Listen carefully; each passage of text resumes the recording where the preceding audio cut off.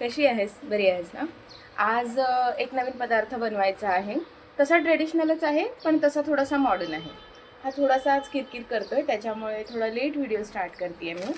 तर हे आहेत ज्वारीचे पफ, अर्थात ज्वारीचा मुरमुरा, आणि हे आहेत बाजरा पफ, अर्थात बाजऱ्याचा मुरमुरा.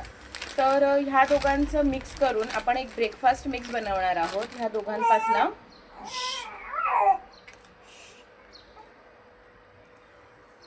ह्या दोघांपासून आपल्याला एक नाश्ता आयटम बनवायचा आहे. ती कशी बनवायची, काय काय इन्ग्रेडियंट्स जातील ते मी तुला दाखवते. सो हा व्हिडिओ शेवटपर्यंत बघत राहा.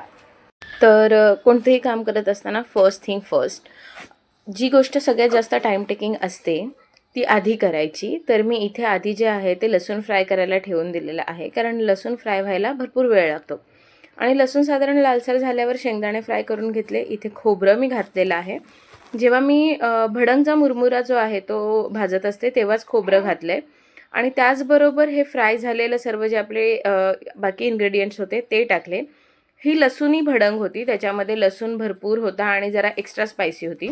त्याच्यानंतर ही मिलेट भडंग आहे, जे मी तुम्हाला मगाशी पफ्स दाखवले होते थोड्या वेळापूर्वी, त्याची भडंग आहे ही. तर सर्व मिक्स पफ घेतलेले आहेत आपण आणि त्याच्यामध्ये भडंगचं सर्व साहित्य घालून व्यवस्थित मिक्स करून घेतलेले आहे. आता ह्या भडंगमध्ये पण ना 2 प्रकार आहेत. एक ही कोल्हापुरी भडंग आहे, जी एक्स्ट्रा स्पायसी असते. इथे माझं गुणी बाळ छानपैकी खेळते. तर ही लहान मुलांसाठीची भडंग आहे, ही थोडी कमी स्पायसी असते. ह्याच्यामध्ये शेंगदाणा वगैरे पण थोडा कमीच आहे, लसूण कमी आहे. आणि ही जी आहे ही ट्रेडिशनल एक्स्ट्रा स्पायसी भडंग आहे, ज्याच्यामध्ये कस्टमरने मला शेव वगैरे घालायला सांगितली होती, त्याच्यामुळे तशी घातलेली आहे मी.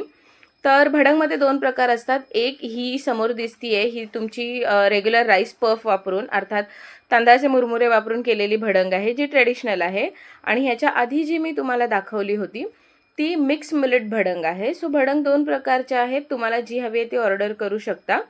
प्राईस दोघांचीही सेमच आहे. आता हे सर्व पार्सल माझे बाहेर निघालेले आहेत, तर मी त्यांची पॅकिंग करते. भडंगलाही अशा पद्धतीची वगैरे पॅकिंग मी देते.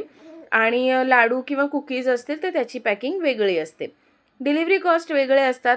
प्रत्येकाच्या वजनावर ते डिलिव्हरी कॉस्ट आहे ते ठरत असतात. तुम्हाला ऑर्डर करायची असेल तर मला इन्स्टावर नक्की DM करा.